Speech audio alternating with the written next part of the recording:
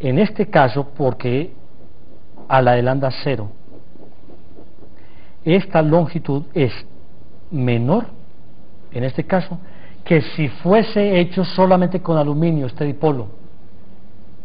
Si lo hago solamente con aluminio, como el dieléctrico que hay aquí es aire, mire que este dieléctrico es igual a este otro dieléctrico. Si el dieléctrico que hay aquí es aire, entonces la longitud de onda es igual a la longitud de onda del espacio libre. Pero en este caso, como lo que yo tengo como dieléctrico es anfenol, es un material sintético, yo tengo que corregir esta longitud por un factor. ¿Cuál es el factor? Me explico. Si la longitud de onda lambda sub 0 es igual, digamos, a 1 metro, lambda sub 0 medios será entonces igual a 50 centímetros. Pero la longitud lambda medios, entonces será igual a punto 86 por lambda sub 0. ¿Por qué 86? Porque el factor de fase para el anfenol es 0.86. ¿De acuerdo? Entonces, la longitud que hay aquí, en este caso, es 0.86 de lambda 0 medios. Y la longitud final, que es la que tengo que recortar este tramo, es más pequeño que el que lo tengo que recortar, en este caso, de 50 centímetros. Eso siempre tiene que hacerse en la línea de transmisión, por la razón de que dentro de las líneas de transmisión la longitud de onda se vuelve menor que en el espacio libre. ¿De acuerdo? Muy bien. Ahora la diferencia, terminemos el problema. Se nos pide también cuál es la diferencia en fase en esos 500 metros. Es muy sencillo. Pues beta es 2pi sobre lambda, que es 0.123, y la longitud son 500 metros, o sea que beta por L son 61.5 radianes. ¿De acuerdo? Y el tiempo de un punto de fase constante para recorrerse los 500 metros es entonces lambda sobre la velocidad de fase, y es 2.17 microsegundos. Es decir, esa velocidad de fase se demora, ese punto que tiene esa velocidad de fase constante, se demora 2.17 microsegundos para caminarse los 500 metros de longitud total de la línea. ¿De acuerdo? Muy bien. Pero, si volvemos a la ecuación original, encontramos que la atenuación también, como es igual numéricamente a la fase, aquí nosotros vemos que la atenuación es igual a omega RC sobre 2. La atenuación también cambia con la frecuencia si se trata de bajas frecuencias. Es decir, que la atenuación se disminuye con cuando baja la frecuencia y se incrementa cuando sube la frecuencia. Eso lo sabíamos. ¿De acuerdo? Pero resulta que los valores de decremento o de incremento son a veces tan importantes como la frecuencia que se maneja. Mire usted, aquí hay un ejemplo en donde se hace la evaluación de la atenuación a 13.7 kHz, la atenuación y la fase a 13.7 kHz, y también se hace la atenuación y la fase, la velocidad de fase a una frecuencia de 0.026 Hz. En este caso, la atenuación tiene un valor de 0.31 nepes por milla y la velocidad de fase es 116.000 millas por segundo. Y en el caso en que la frecuencia es solamente 0.026 Hz, la atenuación es 0.00102 nepes por milla, prácticamente cero, y la velocidad de fase se baja a 390 millas por segundo. Eso es bastante crítico, es decir, desde la zona de DC, porque básicamente esto es DC, hasta 13.7 kHz, hemos pasado de una atenuación prácticamente cero hasta 0.31 nepes. Y desde una velocidad de 390 millas por segundo a una velocidad de fase de 116 millas por segundo.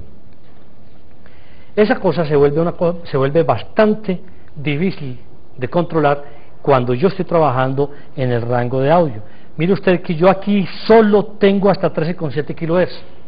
Si yo quisiera transmitir música por una línea telefónica, tendría un problema muy grave, porque si pensamos en que tengo es una emisora, y eso se puede hacer, teóricamente se puede hacer, pensemos en que yo tengo una emisora de radio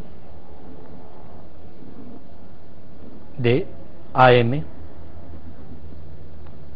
ubicada, digamos, en un extremo de la ciudad, en el centro de la ciudad, y en el cerro de la ciudad está aquí la antena que transmite la señal para toda la ciudad. Digamos pues que aquí está la ciudad de Medellín. Yo puedo perfectamente hacer esto de dos maneras. Puedo hacer un enlace de UHF, que es la norma, colocar aquí una antena pequeña de recepción, llega hasta aquí y lo llevo hasta un sistema de recepción y lo coloco en el transmisor y lo transmito a través de la antena. Pero si la emisora es pobre, pues más bien lo que hago es que compro un cable telefónico y lo llevo hasta acá. Y digo pobre porque los enlaces de UHF son costosos. Entonces yo puedo perfectamente pensar en que yo llevo una línea telefónica, línea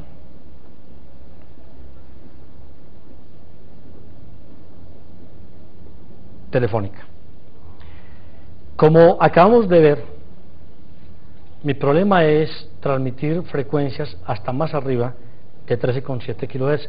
Supongamos que vamos a transmitir hasta 15 kHz, o sea, para no ser muy exigentes, aunque teóricamente yo debería transmitir hasta 20 kHz.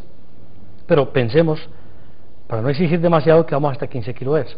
Si eso es así, la velocidad de fase de estas frecuencias es 116.000 millas por segundo, comparada con los tonos de 20 Hz, que aquí tenemos es uno de .026, la de 20 Hz pues se incrementará la velocidad, pero no como al punto de alcanzar esta otra velocidad.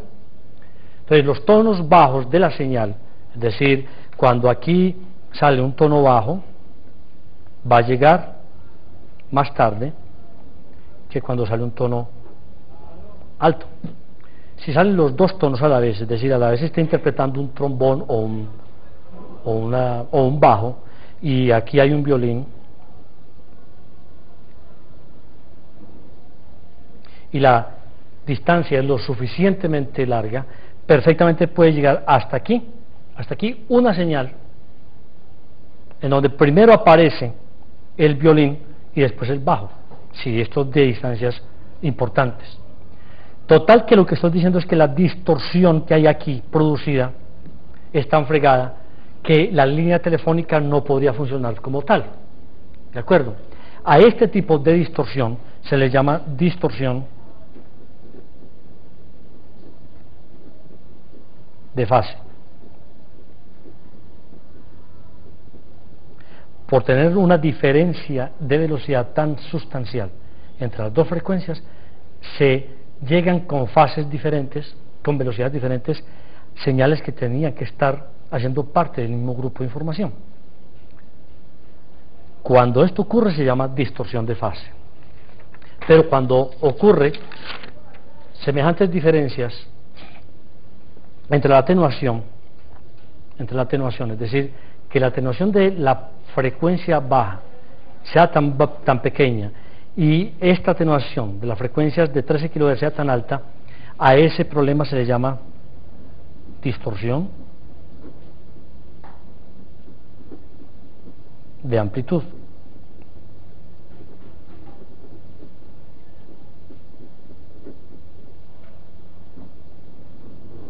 Distorsión de amplitud, y en esta otra se llama distorsión de fase.